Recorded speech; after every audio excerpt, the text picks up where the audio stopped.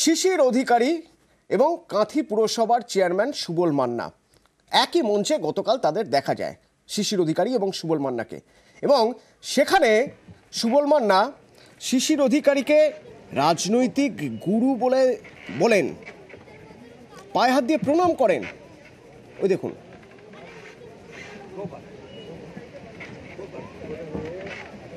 আর এরপরেই কাঁথি পুরসভার চেয়ারম্যানের জবাবদিহি চাইল দল। কাঁথি পুরসভার চেয়ারম্যান সুবল মান্নাকে শোকজ করল তৃণমূল। শিশিরকে গুরু বলে শোকজ তৃণমূল নেতা। আমার সঙ্গে সরাসরি রয়েছেন প্রতিনিধি সুজিত, কথা বলবো। সুজিত, প্রথমে একটু গতকাল মঞ্চের ছবিটা, যে ছবি আমরা দেখছি সেই ছবির একটু ব্যাখ্যা চাইবো তোমার থেকে। তুমি তো ছিলে সেখানে, তো কি হয়েছিল?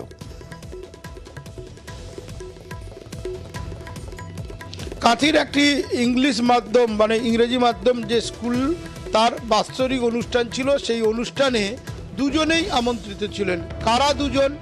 এক কাঁথির সাংসদ শিশির অধিকারী এবং কাঁথির পুরসভার যে চেয়ারম্যান বর্তমানে সুবল মান্না, দুজনেই কিন্তু আমন্ত্রিত ছিলেন এবং সেখানেই দুজনের মধ্যে দেখা হয়। এবং যে ছবি আমরা দেখাচ্ছি অদূরে সেখানে দেখা যাবে প্রণাম করছেন, সৌহার্দ্য বিনিময় চলছে। এবং এই ছবি যখন সামনে আসে, ভাইরাল হয়, খবরে দেখানো হয়, তারপর থেকে কিন্তু তৃণমূল নেতৃত্ব বিষয়টিকে ভালো চোখে দেখেনি। এবং কেন দেখেনি? না, সুবলবাবু শুধু প্রণাম করেননি, সৌহার্দ্য বিনিময় করেননি, পাশে বসেননি, একই সঙ্গে তিনি শিশির অধিকারীকে রাজনৈতিক গুরু বলে ব্যাখ্যা দিয়েছেন। এবং তিনি বলেছেন যে তার রাজনৈতিক গুরু আসলে 3 দশকের পুরনো সুবল মান্না কাউন্সিলর এই পুরসভায়। এবং রাজনৈতিক গুরু শিশির অধিকারী। সুজিত, সঙ্গে থাকো। সুবল মান্না কি বলছেন? প্রথমে আমার পূজ্যপাত বাবা মা জন্ম দিয়েছিলেন, পথ চলা আজ যে এই জায়গায় পৌঁছেছি, পূজ্যপাত গুরুদেব এখানে আছেন, তাকে আমার প্রণাম। মাননীয় শিশির অধিকারী মহাশয়কে। সুজিত, গতকাল মঞ্চের এই বক্তব্যই কি শোকজ হওয়ার কারণ?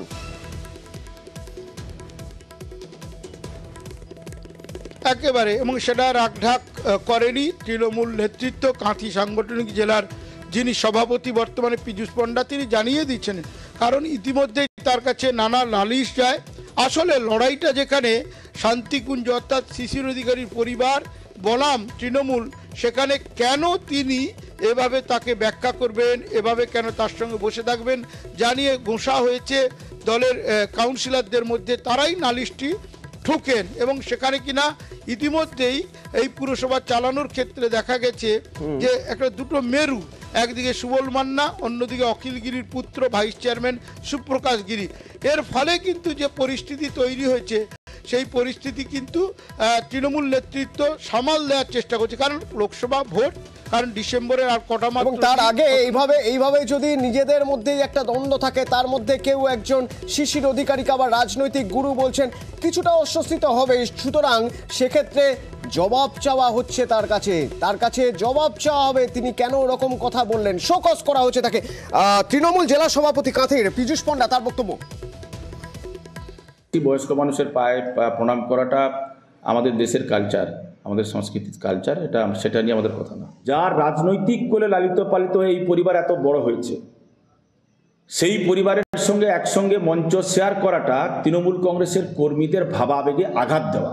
সুবলবাবু যতদিন থেকে পৌরসভা পরিচালনা করছেন, তিনি ঠিকঠাক পালন করছেন না। প্রত্যেকটি কাউন্সিলর তার বিরুদ্ধে চলে গেছেন। আমি শোকজ করেছি, তার যথাযথ উত্তর যদি তিনি 24 ঘন্টার মধ্যে না দেন, দল তার বিরুদ্ধে ব্যবস্থা নিতে বাধ্য হবে। আর দল জবাবদিহি চাওয়ার পর সুবল মান্না কি বলছেন, আমরা যোগাযোগ করেছিলাম সুবল মান্নার সঙ্গে টেলিফোনে। তিনি আমাদের ফোনে কি জানিয়েছেন শুনুন। উনি আমার থেকে অনেক পূজ্যপাত, তিনি তার জায়গায় আছেন, আমি আমার জায়গায় গেছি, স্কুলে দেখা হয়েছে, আমি আমার মতো করে প্রণাম করেছি। কোনো বক্তব্য তার সম্বন্ধে নেই। স্কুলে গেছি, স্কুলের মতো করে, আবার তিনি তার জায়গায় চলে গেছেন, আমি তারপরে বক্তব্য রেখেছি, আমি আমার জায়গায় চলে এসেছি। আমি এখানে কোনো দল মত নির্বিশেষে কিছু না। অভিভাবক কেউ যদি যায়, আমার উচিত তাকে প্রণাম করা, তাকে নম্রতা জানানো। অন্য কোনো কথা হয়নি, কোনো রকম কোনো কথা হয়নি। আমি চেয়ারম্যান, তিনি এমপি, এসব কোনো কথা হয়নি। শিশির অধিকারী, যাকে গুরু বলে শোকজ খেলেন সুবল মান্না। তৃণমূল দল সুবল মান্নাকে শোকজ করলো। সেই শিশির অধিকারী, তার সঙ্গে আমরা যোগাযোগ করেছিলাম ফোনে। তিনি কি জানালেন নিউজ 18 বাংলাকে, শুনুন। কিছু না, আমরা তো বহু জায়গায় দেখে এসছি, দেখা হয়েছে বহুদিন পরে, প্রণাম করেছে, আর কি। আমার কোনো রিয়াকশনও নেই, আর কোনো অ্যাকশনও নেই। দাদা সে বলছে যে আপনি একটু আশীর্বাদ করুন, আমি ঠিক চলে যাবো।